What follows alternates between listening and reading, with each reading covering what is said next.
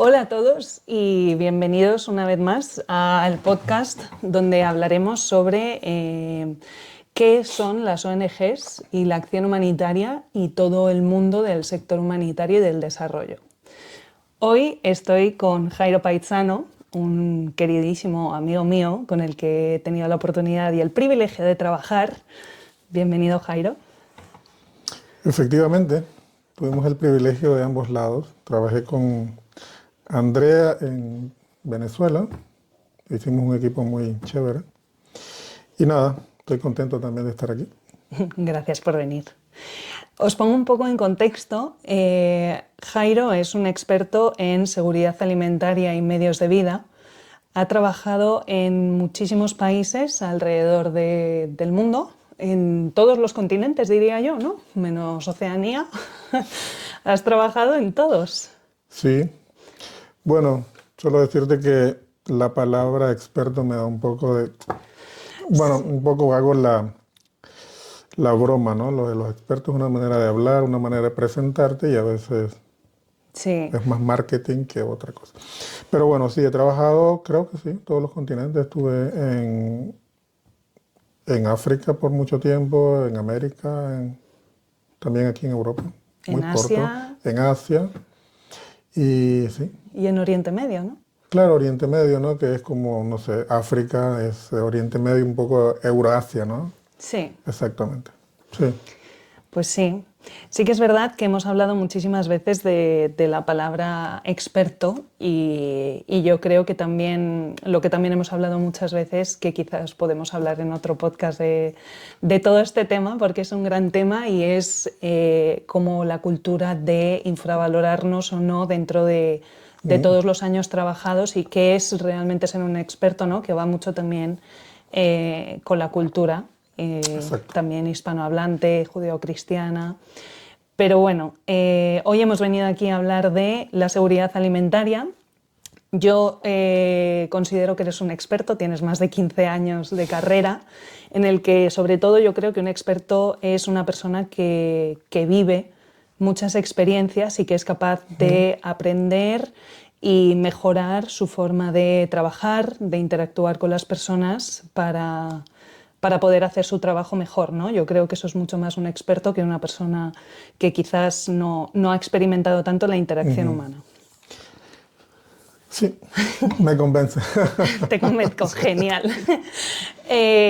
Bueno, pues ahora convencido, bueno, te explico un poco, aunque ya te lo he contado antes brevemente.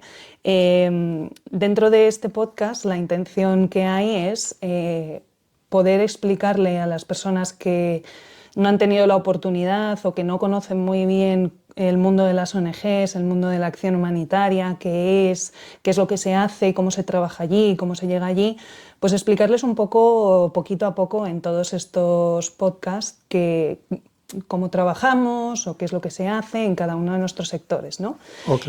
Entonces, bueno, vamos a empezar por lo básico para que se pueda seguir todo de una forma mucho mejor. ¿Qué es la seguridad alimentaria? Fíjate que yo caí en lo que se llama el sector, la seguridad alimentaria, por casualidad, ¿no? Soy de formación agrónomo y fui contratado por una organización española en Nicaragua para hacer una distribución de kit de productos para producir pequeños granos básicos en Nicaragua. Y así me fui metiendo.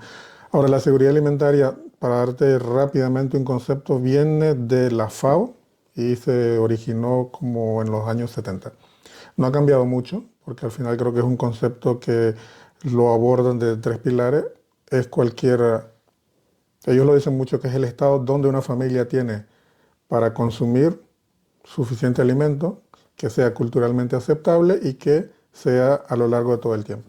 ¿Qué es lo que quiere decir? Que un nicaragüense o un español va a tener suficiente comida y va a ser, no sé, en Nicaragua comemos frijoles rojos, aquí se come mucho, vamos a decir, lentejas. Entonces, eso es al final la seguridad alimentaria. Que tú como familia, como persona, puedas tener acceso a los alimentos durante todo el año y que sea un alimento que vaya acorde a lo que es tu cultura, tu manera de alimentarte y sobre todo que permita tenerlo a lo largo del tiempo. Ahora, eso se puede hacer, tú lo produces o lo compras. Y creo que ahí está la importancia, ¿no? Porque, por ejemplo, en Europa la mayoría no creo que lo produzca, pero sí tiene la capacidad de comprarlo. En otros países no tiene la capacidad de comprarlo, pero sí de producirlo. Entonces, ahí está la seguridad alimentaria, que durante todo el año tengas la comida que quieres comer y que estás acostumbrado a comer, vamos a decirlo. Has mencionado antes la FAO. ¿Puedes decirnos exactamente para que la gente entienda qué es la FAO y por qué es importante en términos de seguridad alimentaria y medios de vida? ¿Cuál es el rol de la FAO en este aspecto? Bueno, la FAO pertenece a lo que sería una estructura más de las Naciones Unidas, que es la Organización para la Alimentación y la Agricultura, ¿no? Y en un principio fue creada justamente para apoyar la rehabilitación, la revitalización de la agricultura en los países de- de, mm, del sur global, pero también en Italia, en aquel momento, la posguerra. ¿Qué es la FAO? Investiga mucho, produce mucho literatura, produce mucha metodología y sobre todo tiene muchas personas científicas o gente que tiene mucha experiencia, que son expertos, como decíamos, en producción de determinada gramínea, de determinado tubérculo o cualquier alimento. Y lo que hace ahorita es apoyar mucho a los ministerios de agricultura en los países, por ejemplo, como Nicaragua, Venezuela, a mejorar la productividad. Ellos se enfocan en mejorar la productividad y en generar conocimiento para que sea aplicado en el terreno. Quizás la mayoría del público normal no lo conoce, pero sí es un ente muy importante, sobre todo para generar mecanismos y información y transferir conocimiento de una manera muy que el agricultor pueda fácilmente adoptarlo. O sea, es como que establece un poco los parámetros también internacionales, ¿no?, sobre los que se basan después las adaptaciones de... Es una organización que sí tiene un peso importante, ha generado mucha metodología, ha generado mucho conocimiento, por ejemplo, para analizar los sistemas de producción de determinado país o qué tipo de productos se podría implementar o producir. También ha generado mucho conocimiento para que los agricultores puedan entender el mercado, qué producir, cómo venderlo. Ha generado también mucho conocimiento, mucha metodología para la producción ganadera, la producción acuícola, todo lo que tiene que ver con la alimentación, medios de vida, microemprendimiento o emprendimientos pequeños también. Sí da como unos lineamientos y ayuda mucho a generar y a empoderar políticas a nivel nacional. La FAO no te va a obligar como país, por ejemplo, de que integres dentro de la producción alimentaria el cultivo de un determinado producto. Sí te va a decir, mira, esto funcionó en tal país con características similares y ya el gobierno o el Estado lo asume. Es parte de las Naciones Unidas, entonces no tiene como un empuje. Ellos pueden presentan información, presentan experiencia y el gobierno pues lo asumirá en determinado momento de cualquier país como política alimentaria. La FAO ha apoyado mucho, por ejemplo, en Centroamérica a todo lo que tiene que ver con el seguimiento de las precipitaciones que tienen un impacto en la agricultura en Centroamérica, que tienen un impacto en la producción de maíz, frijoles, que son los alimentos principales para esos países. Entonces la FAO ha aportado ahí conocimiento para darle seguimiento a las precipitaciones. Pero es el gobierno, por ejemplo, de Nicaragua o el gobierno de Guatemala quienes implementan políticas concretas para darle seguimiento a la sequía, por ejemplo. Y la FAO puede acompañar. Entonces, básicamente es lo que hace la FAO allí donde la convocan, ahí donde tiene experiencia. Perfecto, gracias. Antes has mencionado dentro de cómo ha nacido la FAO y también un poco hablando de qué era la seguridad alimentaria, has mencionado que se creó dentro de la posguerra y hablando un poco de la seguridad alimentaria y del origen de la FAO en la posguerra italiana, me preguntaba si podrías explicar ¿cuál es la diferencia entre seguridad alimentaria y hambre? Bueno, hambre, hambre es una cuestión muy física, ¿no? O sea, creo que hambre es un estado en el que debe ser muy complicado tener, porque es como no tienes la necesidad biológica, porque tu cuerpo necesita alimento para seguir con la rutina, la vida diaria, y no tienes, ¿no?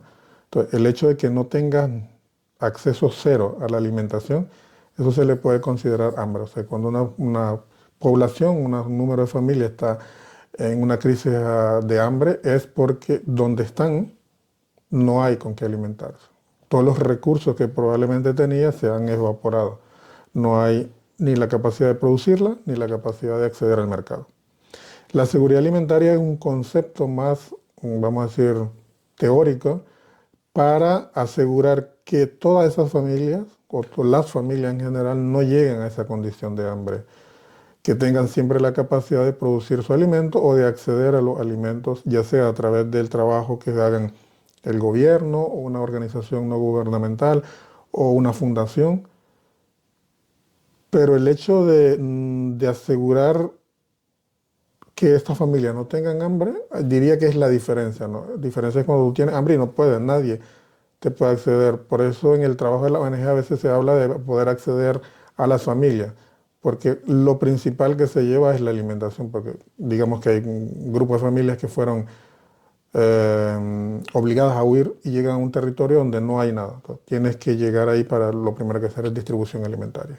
O sea, por ejemplo, ¿nos podrías dar un caso de algún proyecto en donde hayas tenido alguna experiencia relacionada con esto? O sea, ¿cómo es acceder a grupos de familia? ¿Podrías explicarnos un poco en términos de ese grupo de familia, qué componentes tiene, qué es lo que se mira dentro de pues estas familias necesitan un apoyo en seguridad alimentaria o no? O sea, esos valores de vulnerabilidad, un poco, qué es lo que se mira dentro de alguna experiencia que hayas tenido tú y también esa falta de acceso, ¿no? Porque ahora mismo también vivimos en un momento en el que hay muchas crisis humanitarias y muchas crisis migratorias. Tú y yo hemos trabajado en la crisis migratoria de Venezuela, estando dentro del país de donde se van las personas, pero también un poco apoyando a todas esas personas que están en el camino de la migración, pero también eso, el trabajo dentro de los países donde llegan estas personas, toda la acogida que se está haciendo, por ejemplo, en Europa, en diferentes países europeos, de diferentes países donde llegan refugiados de diferentes nacionalidades.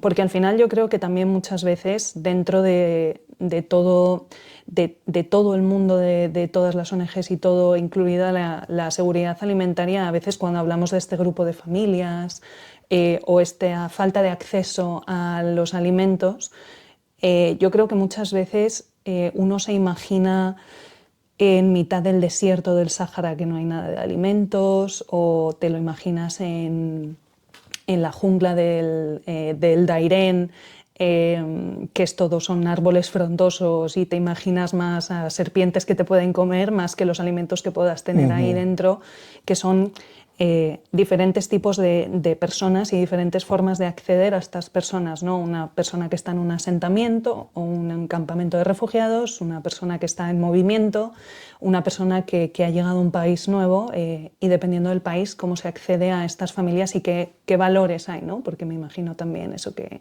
quizás hay diferentes valores, pero hay unos, dependiendo de los países, pero hay diferentes valores de vulnerabilidad. Por poner un poco en contexto o que la gente se pueda imaginar qué es esto de acceder a las familias y que... Bueno, yo antes de entrar aquí, como la pregunta que dices, como se trabaja desde la perspectiva de, vamos a decir, emergencia, que serían muchos de los casos que has mencionado, y después de lo que tiene que ver con los impactos cíclicos de determinada situación. Te voy a dar un ejemplo, por ejemplo, según lo que me decía. La idea de gente que no tiene nada de comer en medio del desierto creo que viene de las primeras situaciones donde el gran público se dio cuenta. Lo de Etiopía, lo de Somalia, donde efectivamente, ¿no?, la familia estaba en un contexto donde había el contexto natural, vamos a decir, la imagen natural, te coincidía un poco con la crisis, ¿no?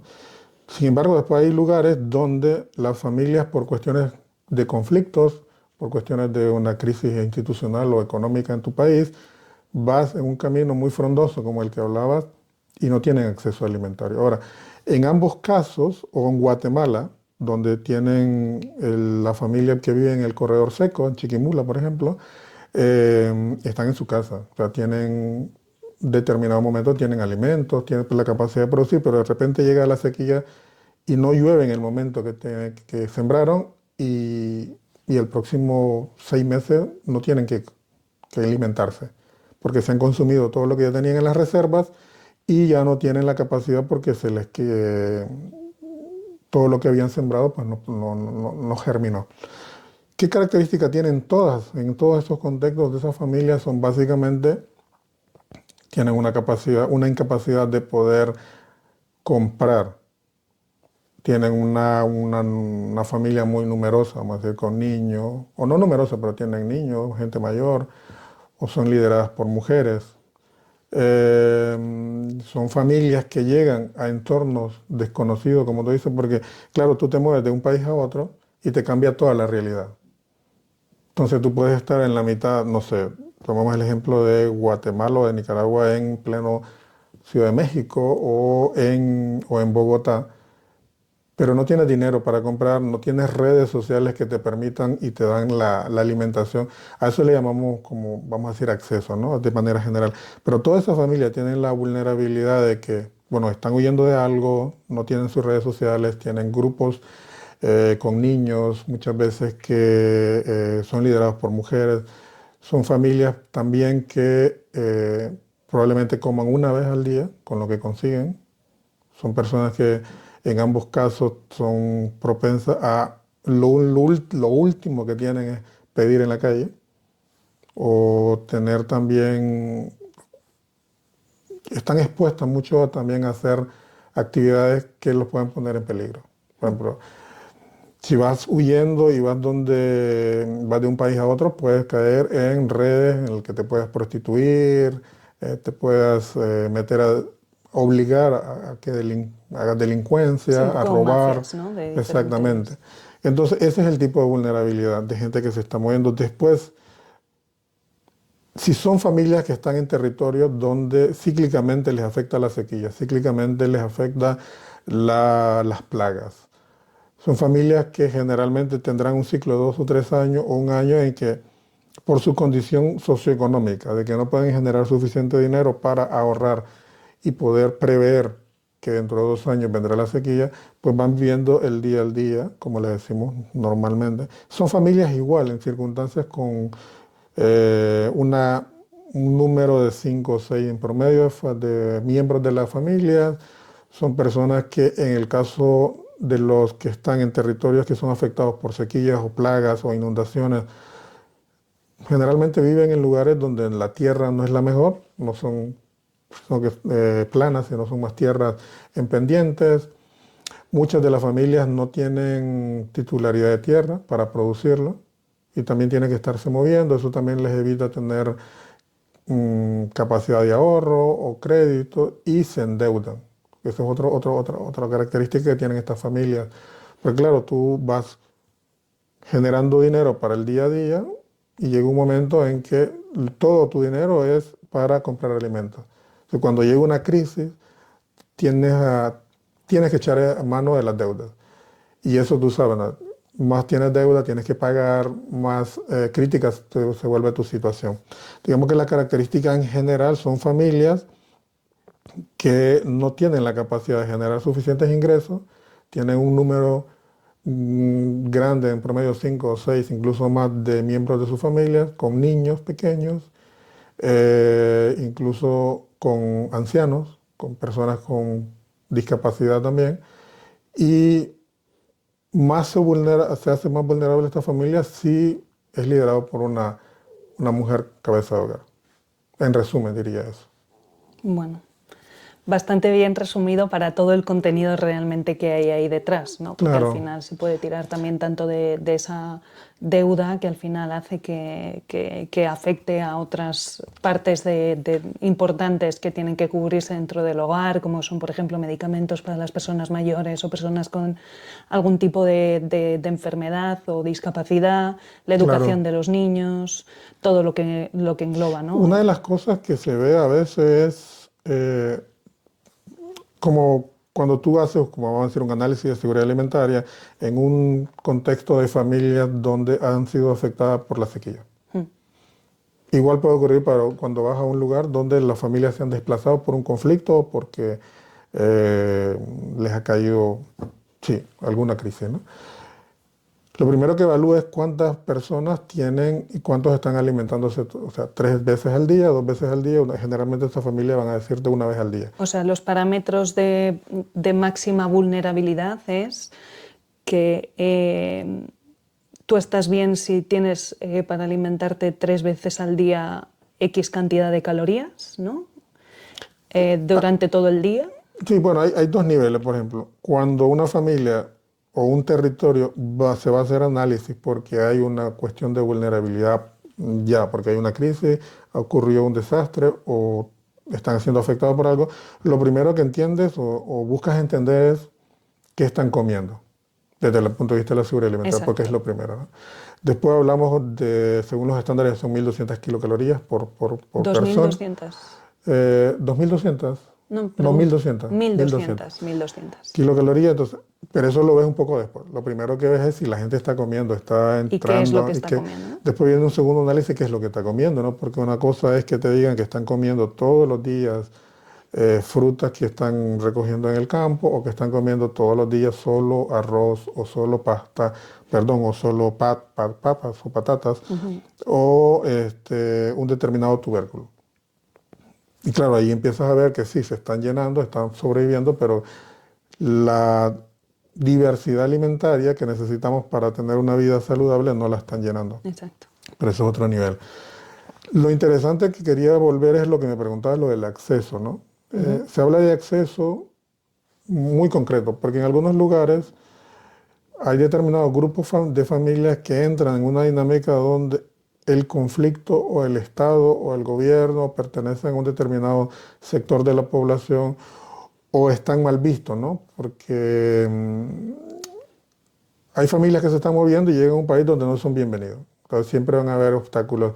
Como por ejemplo, ¿nos Bueno, podrías dar un ejemplo de algún contexto? mira, por ejemplo, se me ocurre los migrantes que llegan a Estados Unidos, que hay grupos de familias que les dejan agua. Y hay otro grupo de gente que va y le abre agujeros a eso para que no puedan recibir el agua que necesitan cuando están cruzando el desierto.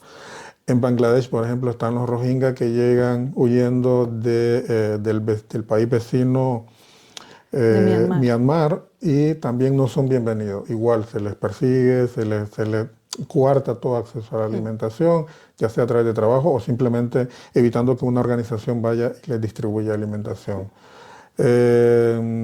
Por ejemplo, ¿no?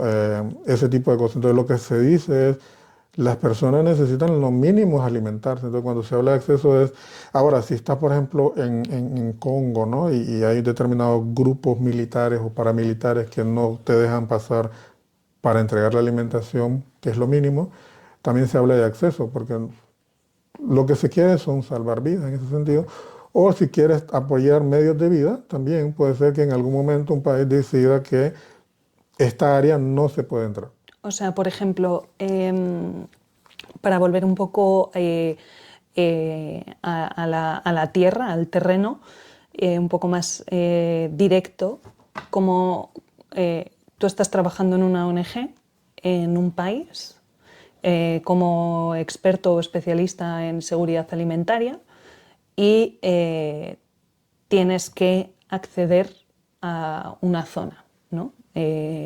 ¿Por qué esa zona? ¿Cómo se accede a esa zona? ¿Hay que hacer un tipo de análisis o no de este tipo de vulnerabilidad que has comentado antes? Ese acceso como ONG, o sea, yo ya estoy en un país trabajando en una ONG, ¿cómo accedo a esa zona o a esas personas, a esas familias? ¿Cómo accedo desde una ONG? Si estás ya trabajando, por ejemplo, en un país, ya tienes más o menos completado qué áreas son las más vulnerables, ¿no? Siempre, ya sea porque no tienen facilidad de acceso a a los mercados, ya sea porque están súper aisladas porque las carreteras están en súper mal estado, o porque hay presencia de conflictos armados o conflictos entre diferentes grupos vamos a decir, eh, puede ser que haya conflicto entre grupos, por dar un ejemplo, ganaderos, ¿no? Que tienen suficiente espacio con otro grupo de familias que son pequeños agricultores, ¿no? Hay conflictividad. ¿Cómo se accede? Primero, se tiene que organizar, o si estás en el país, tienes que tener una comunicación bastante fluida O con sea, vamos a actores poner locales. un ejemplo de un país, por ejemplo, de algunos que has trabajado tú. Níger, por ejemplo. Por ejemplo, Níger, nosotros trabajábamos en una zona que se llama Tawa y ahí había una representación de la organización que tenía bastante comunicación con el gobernador, con la policía, con toda la representación institucional. Y eso nos permitía también tener acceso a lugares donde se necesitaba que tuviéramos presencia con distribución alimentaria, por ejemplo. Entonces tiene que hacer todo un análisis y un arreglo para poder entrar en esa zona, porque al final está trabajando en un país donde existe una institucionalidad mínima o mayor o menor, lo que sea, pero hay que pasar por esos canales. Ahora, eso no implica que nosotros vamos a hacer selección en base a una lista que pasen las autoridades, ¿no? Pero implica sí informar que estamos allí, informar que no estamos Sí, ¿cuál es el trabajando, propósito, ¿no? cuál es el propósito, y sobre todo mandar el mensaje que es para salvar vidas, hacer presencia para apoyar a las familias que están en una determinada situación crítica. Eso sería lo primero. Después, a nivel técnico, siempre se está haciendo un análisis de manera recurrente, porque la seguridad alimentaria también puede ocurrir que determinado grupo de familias, en algún momento nos dijeron que estaban necesitando alimentación, por ponerte un ejemplo muy concreto, pero ya llegó otra organización o el mismo gobierno ya hizo trabajo de apoyar a estas familias. Entonces, no es tampoco repetir a la misma familia, sino es poder analizar qué tipo de vulnerabilidad en términos alimentarios está teniendo las familias que hablamos. Porque una cosa podría ser familias que necesitan alimentación ya, porque no tienen otra cosa, o familias que necesitan mejorar sus medios de vida para producir, o familias que fueron afectadas por una inundación y necesitan que se le entregue un apoyo para que puedan reiniciar su producción normal. Y eso se hace a través de un análisis técnico, que va precedido por un análisis de acceso de seguridad, de hablar con las autoridades para que cuando se llegue el equipo técnico y esté preguntando, porque puede también generar suspicacias, es decir, ¿qué viene a preguntar, no? Porque vas a visitar hogares, vas a preguntarle cosas muy concretas, muy personales y pueden ser pueden ser malinterpretadas, ¿no? Entonces, lo primero sería tener todo ese trabajo, pero cuando tú trabajas en un país, tú ya tienes este tipo de mecanismos de comunicación, de coordinación con otras organizaciones, con el gobierno, para poder entrar, que a nivel técnico ya... Y si tú estás durante mucho tiempo en una región, vamos a decir unos 4 o 5 años, ya también tu trabajo es demostrar que lo que haces está completamente fuera de cualquier arista política. Entonces la gente te va conociendo, las organizaciones te van conociendo, el gobierno te va conociendo, las autoridades a nivel local te van conociendo, entonces eso ayuda mucho. Y totalmente, porque al final yo creo que hay una parte muy, muy, muy importante dentro del acceso a las zonas donde las ONGs trabajan, que no solamente implica la comunicación con las autoridades locales, sino también la confianza con esas comunidades, ¿no? Que se gana con el tiempo y que se gana un poco también con la imagen que tú estás dando de tu ONG, ¿no? De qué es lo que estás haciendo, cuál es el propósito y el impacto que tú estás teniendo, porque al final también parte de lo que dices de esta comunicación y esta red al final de contactos que tienes con autoridades locales, con organismos de la ONU y con otras ONGs, todo dentro del mismo país, lo que también implica es que de alguna manera las zonas de vulnerabilidad dentro del país ya hayan sido identificadas por otra ONG que quizás está haciendo un proyecto de seguridad alimentaria también parecido. Entonces, me parece súper importante el recalcar eso, ¿no? No solamente cómo se accede a las familias, sino también que cuando ya se ha hecho un análisis, la intención de las ONGs es que no todo el mundo atienda a la misma zona con las mismas familias, porque al final el propósito es salvar vidas. Entonces, cuando una vida ya está atendida o un hogar ya está atendido, ya está siendo atendido por otras ONGs, lo que ayuda a esta coordinación a nivel nacional y a nivel local dentro de esas zonas es saber, no, esta zona ya está cubierta, y ese análisis que uno va haciendo también por encima de los análisis que va recibiendo, que se han publicado de otras ONGs o de las oficinas de la ONU que hay allí que están recopilando información, es un poco también saber, vale, esta zona realmente dentro de los valores de vulnerabilidad globales, pero también los que yo mido dentro de mi ONG para buscar cómo cubrir necesidades de seguridad alimentaria, aquí ya están cubiertas. Voy a analizar en otras zonas que igual están un poco más abandonadas, a ver si aquí hay esos valores de vulnerabilidad en los que yo puedo intervenir o yo necesito intervenir, ¿no? Porque creo que toda esa...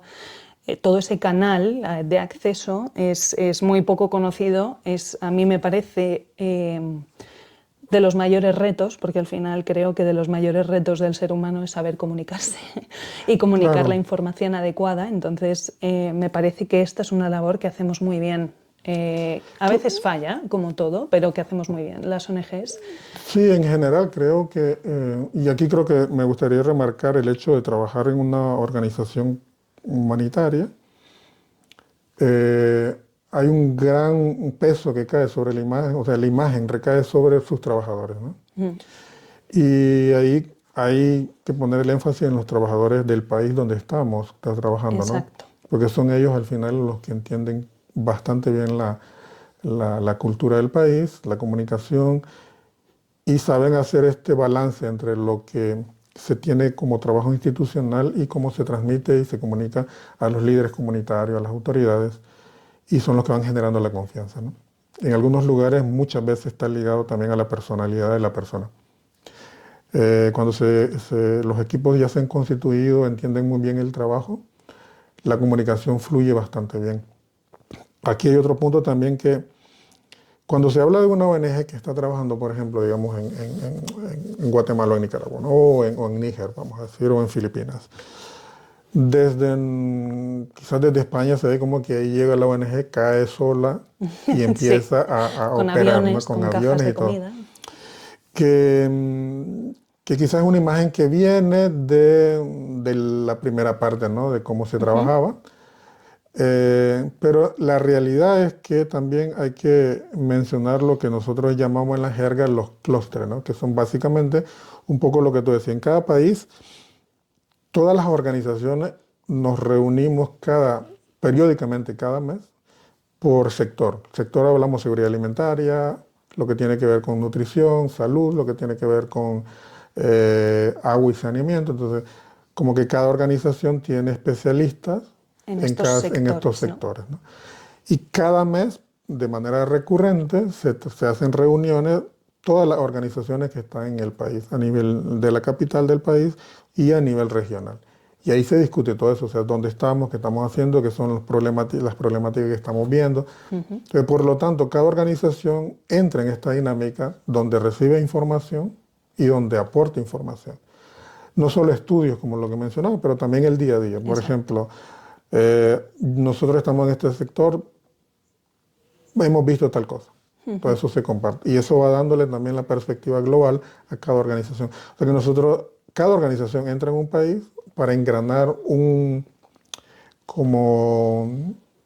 vamos a decir, una visión mucho más macro de la realidad. Entonces no entramos ahí como paracaidistas, sino que se entra dentro de un contexto. Además, la ayuda humanitaria ha evolucionado mucho a evitar lo que decía, ¿no? Evitar que se haya duplicación. ¿Qué implica duplicación? Que esta familia recibió de donde yo trabajo de apoyo para la agricultura y por otro lado recibió apoyo para la parte de rehabilitación de agua propia del hogar. O que ese tipo de apoyo no, no, no, no choque. O yo entrego alimentos a una familia, viene otra organización y entrega alimentos también. Entonces, Exacto. se evita eso para tener un mensaje común también, para tener, decir cuáles son nuestros principios, pues, porque estamos operando allí, cuál es la idea de operar ahí. Entonces también eso, para manejar datos. O sea, si decimos en esta área hay un problema de poca alimentación. Estamos hablando del 20%, estamos hablando del 10% de la población, estamos hablando de que no hay alimentación entre noviembre y enero, porque todas las ONG deben entender, o todos los que operamos tenemos que entender un mismo mensaje. Entonces eso ayuda también a mantener como una dinámica. Y después la comunicación con las autoridades a nivel central y a nivel local. Local hablo capital y después vamos a decir el estado, el departamento o el Exacto. municipio donde se opera concretamente. Entonces tenemos como los mensajes claros porque Exacto. no podemos ir ahí diciendo una cosa y de repente la otra organización viene o otra organización viene detrás y dice un mensaje completamente diferente porque eso podría afectar la relación con las autoridades. Te voy a dar un ejemplo en Níger. En el 2005, una organización llegó y dijo, Níger está, y dijo una cosa ahí con respecto a los temas de nutrición. Y salió en los medios.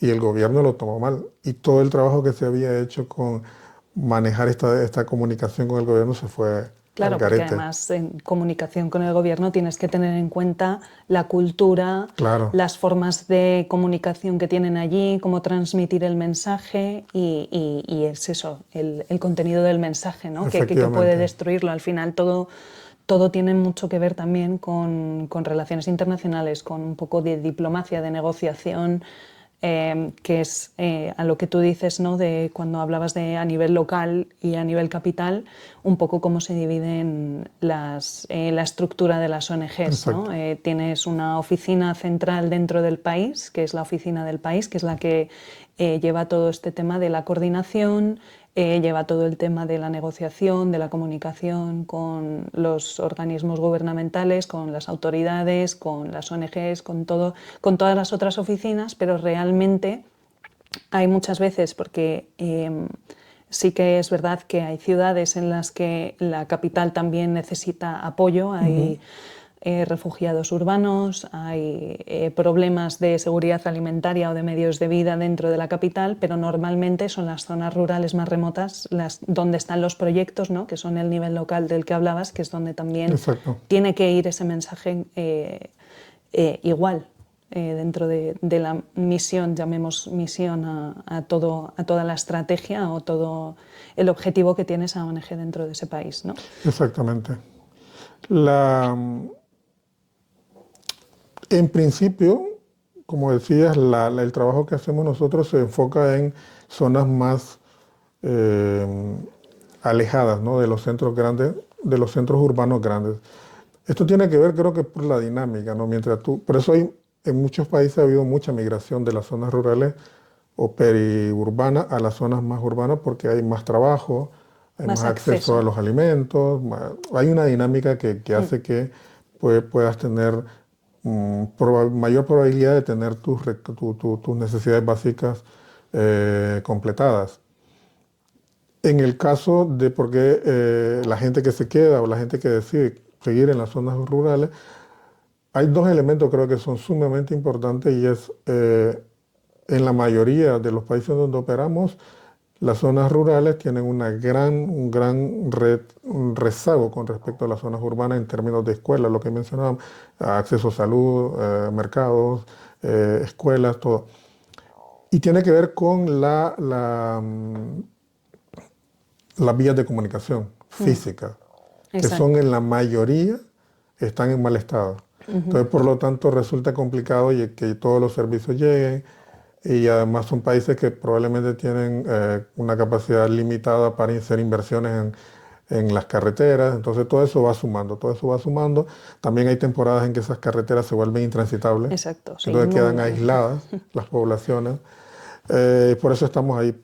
Pero en algunos países se trabaja en las zonas urbanas. En principio, creería yo que es cuando si hay mucha gente que se está yendo a la capital, llega un momento en que ya la capital también no da para sostener a toda la demanda de los servicios, ¿no? Entonces comienzan a haber barrios o lugares donde normalmente no deberían de construirse, aparecer eh, asentamientos espontáneos, y ahí pues se entra a trabajar sobre todo en la cuestión de salud, creo yo, porque donde hay una concentración puede haber unos focos de epidemia o de cosas relacionadas con Enfermedades. enfermedades.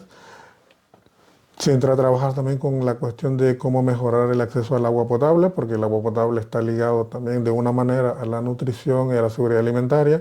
Tú puedes dar muy buena alimentación, digamos que entregas a estas familias una buena alimentación balanceada, que todo lo, pero si están tomando o están cocinando con agua que tiene contaminación, pues todo lo que les entregaste no sirve de nada. Exacto.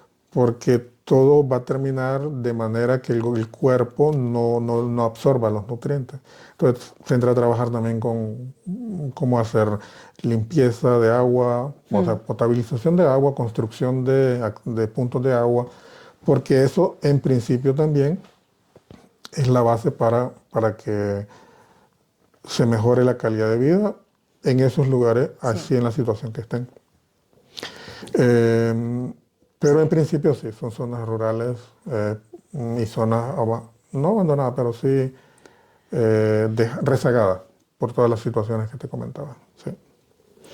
Y te quería preguntar, hemos hablado mucho de los medios de vida, para que me comentaras un poco en países en crisis humanitarias o en países que todavía tienen altos niveles de vulnerabilidad, ¿qué es lo que, cómo se afronta o cómo se enfocan los medios de vida junto con la seguridad alimentaria, que va un poco ligado con el poder explicar de alguna manera la primera intervención de crisis humanitaria? Hemos llegado, pues, a veces que lo mencionabas previamente, ha habido un desastre natural, hay una guerra, hay muy difícil acceso y entonces intervienes inmediatamente para salvar esta vida, y una vez has intervenido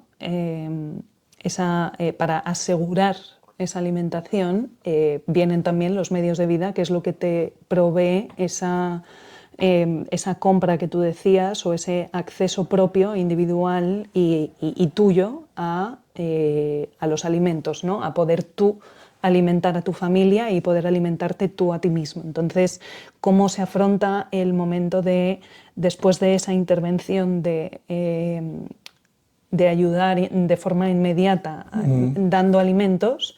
¿Cómo se hace después junto con los medios de vida que esto perdure a largo plazo? ¿Qué es lo que se hace? Bueno, primero, como mi sector es seguridad alimentaria, pues hablamos de entrega alimentaria o de cómo apoyar el acceso alimentario inmediato, ¿no? Cómo mejorarlo. Sin embargo, desde el trabajo de las organizaciones, así rápidamente, como que podemos dividirlo en tres etapas, ¿no? Te ocurre algún desastre, te ocurre una situación que te vulnerabiliza, te limita el acceso alimentario, en mi caso, o el acceso a agua potable o a la salud, lo que sea. Lo primero que haces es eso, entregar cosas muy concretas para que la familia pues no muera, ¿no? O sea, salvamos vidas, como salvar vidas. Eso debería tener un periodo máximo de 3 meses. Pero claro, la idea es que nuestro trabajo no sustituya al de las autoridades y no se quede ahí para siempre, sobre todo en la primera etapa entregando, ¿no?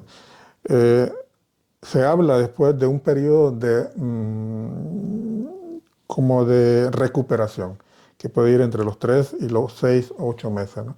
Y ahí es donde entras a hacer cosas mucho más de recuperación de la vida que tenía esta familia antes.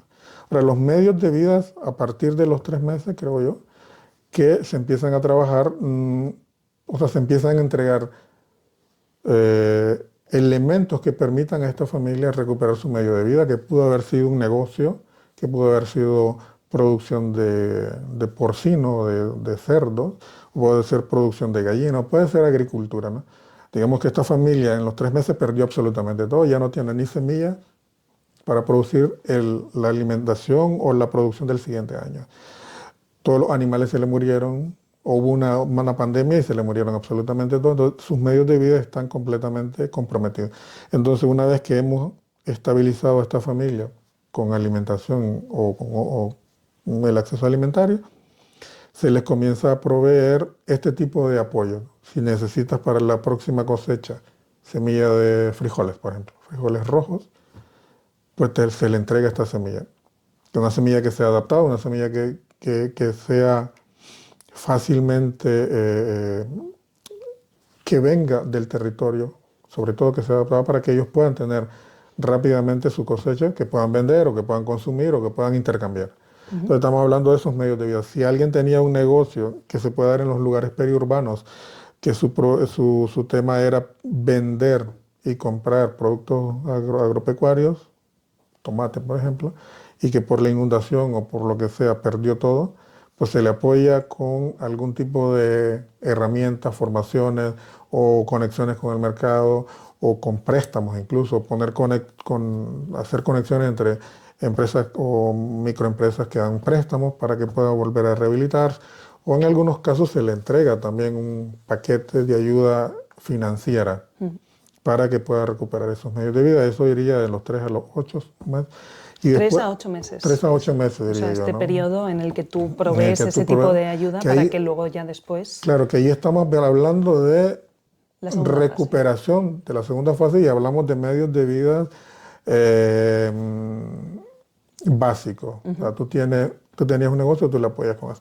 Después estaríamos hablando de medios de vida, que ya sería después de los 8 meses, que ya es como lo que se le llama intervenciones de desarrollo, que implica que la familia, bueno, ya le diste la alimentación, por ponerlo esquemático, ya la familia se estabiliza, ya le diste para que volviera a recuperar inmediatamente su negocio, su pequeña actividad económica, pero una vez, si quieres seguir trabajando con esa familia, pues ya empiezas a trabajar la estabilización a largo plazo de los medios de vida, que implicaría ya formaciones concretas. O sea, si produces tomate, igual la próxima vez transforma esos tomates en algo que después puedas vender, ¿no? Porque si vas a tener esta crisis recurrente, pues, ¿cómo apoyamos a diversificar a este negocio? ¿Cómo apoyamos para que la próxima vez no tenga un impacto tan grande como el que tuvo esos medios de vida? Si las familias perdieron las semillas, pues se empieza a trabajar con ellos sobre cómo crear bancos de semillas, por ejemplo. Bancos de semillas que estén en lugares donde no caiga ninguna plaga que los vaya a afectar. Si hay inundaciones o deslave o sequía o lo que sea, tienen las semillas resguardadas. Por lo tanto, ellos ya pueden. Entonces, ese tipo de actividades se empieza a trabajar en lo que sería ya más a largo plazo y de desarrollo. Yo vería eso como esas 3 etapas. Y es lo que se pretende siempre. Desde el principio tener claridad hasta dónde vamos a llegar. Vamos a llegar hasta las actividades que van a apoyar la generación a largo plazo de medios de vida. Vamos a hacer solo una rehabilitación mínima inicial de medios de vida o solo vamos a hacer una estabilización del acceso alimentario en los periodos de emergencia. Entonces eso ya está dentro de la estrategia y ya sabemos hasta dónde vamos a llegar. Dentro de la estrategia de la ONG. De la ONG y del sector y del proyecto. Todo. En paralelo, lo que también se hace y se recomienda es hacer una comunicación con organizaciones, ya sean locales, organizaciones internacionales o del gobierno, que estén trabajando en algún momento en esas etapas. Porque, por ejemplo, si estás trabajando en apoyar la producción de una determinada variedad de arroz o de trigo o de sorgo, pues tú no haces respuesta alimentaria. Pero claro, la organización, al tener mapeado todos los actores, puede decir, mira, tenemos esta familia que eran productores de sorgo. nosotros le estamos dando el sorgo para que se recuperen rápidamente las semillas, pero ahora vamos a hacer un enganche con la organización que trabaja ya más a largo plazo en Exacto. transferencia de conocimiento o en cómo manejar mejor el sorgo, en cómo prepararse para el próximo. Entonces ahí se hace también una transferencia, un enganche para que se pueda mantener una cadena en el que al final, el objetivo final sea que esta familia Se valga por sí sola, se ¿no? Pueda valga por sí sola. abastecerse por sí sola, vuelva a tener estos medios de vida, los vuelva a tener o los tenga, que no los haya Claro, tenido antes. y sobre todo que tenga la capacidad ya para evitar que vuelva a ser afectado y si lo afecta de nuevo el determinados,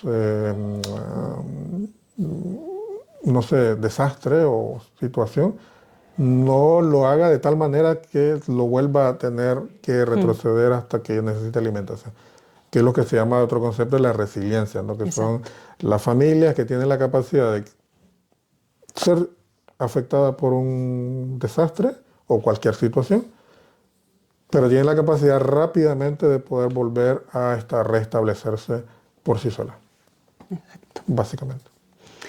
Y tenía, bueno, así como ya para cerrar, ¿qué mensaje importante sería con el que te quedarías para que la gente entendiera el rol de un especialista o de las personas que trabajan en ONGs en torno a la seguridad alimentaria y los medios de vida? ¿Qué mensaje final darías, ¿no? De que como para esto es lo que hacemos? Bueno, yo creo que lo decía al principio, ¿no? Que cuando hablábamos de la diferencia entre seguridad alimentaria y hambre, yo creo que la situación en la cual tú tienes hambre biológica, física, y no puedes acceder a saciar esa hambre, es una situación horrible. O sea, yo no la he vivido, pero cuando yo tengo hambre, quiero comer, voy a comer y listo. Pero yo no me imagino a alguien que tiene hambre y no puede saciar eso. Yo creo que desde la seguridad alimentaria, por lo menos el gran mensaje es que siempre nosotros tenemos que ser facilitadores para que la mayor cantidad de personas nunca experimente esa sensación. Y sobre todo que los niños, que es una cosa mucho más aterradora, ¿no? Yo vi en algunos países niños que morían porque no tenían la ingesta que debieron tener, ¿no? Que necesitaban.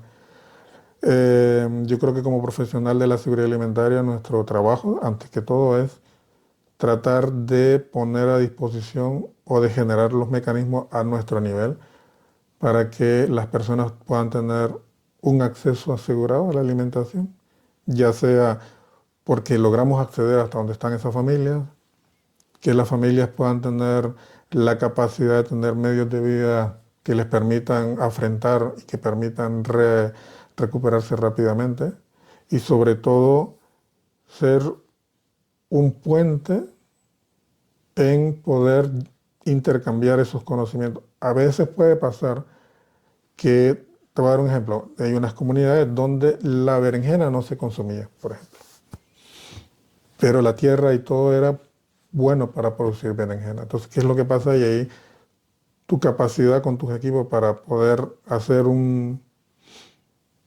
perspectiva de cómo utilizar la berenjena, de cómo hacerla fácil para que la gente lo pueda consumir, aunque no sea en principio un alimento que a ellos les guste tanto, pero que mostrar un poco de qué manera se puede integrar eso con otros elementos de su gastronomía, eso es sumamente importante. Entonces creo que el mensaje es eso, ser uno agente o mediadores, vamos a decir, de conocimiento, de herramientas y de transmitir el mensaje, ¿no? Porque eso va de ambos lados, ¿no?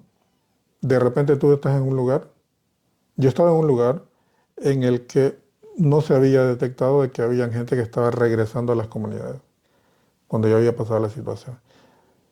Y nosotros fuimos con esta organización los primeros a decir, miren, están viniendo gente que está necesitando esto. Y a partir de eso, muchas otras organizaciones empezaron a llegar. Entonces yo creo que ese es el rol y el mensaje. O sea que hay que evitar, en la medida de lo posible, de que la mayor cantidad de familias experimenten la sensación de hambre y no puedan saciarla, porque debe ser terrible. Y creo que ahí está el rol. No sé si es un poco el mensaje que podría dar, y que todos hemos experimentado el hambre, en el sentido de que de repente dices, tengo hambre y voy a la refrigeradora o voy a comprar algo, ¿no? Entonces todo ser humano que experimente hambre es una cosa terrible, y sobre todo cuando no la puedes saciar debe ser terrible. Pues sí, horrible. la verdad. Pues muchísimas gracias por todo esto, por ayudarme con tu expertise a explicar un poquito mejor qué es lo que se hace dentro de los países, en las crisis humanitarias también, como especialista de seguridad alimentaria. Y nada, muchísimas gracias también a todos los que nos habéis escuchado en esta charla que hemos tenido, que podríamos seguir durante horas nosotros, la verdad, porque aparte que nos encanta hablar de estos temas. Así que nada, muchísimas gracias a todos los que habéis llegado hasta aquí. Somos dos personas bastante activas en este sector y que nos encanta hablar de estos temas, entonces si surgen algún tipo de preguntas siempre nos las podéis dejar para que tanto Jairo como yo os las podamos responder si queréis. Y muchísimas gracias y nos vemos en la próxima. Muchas gracias.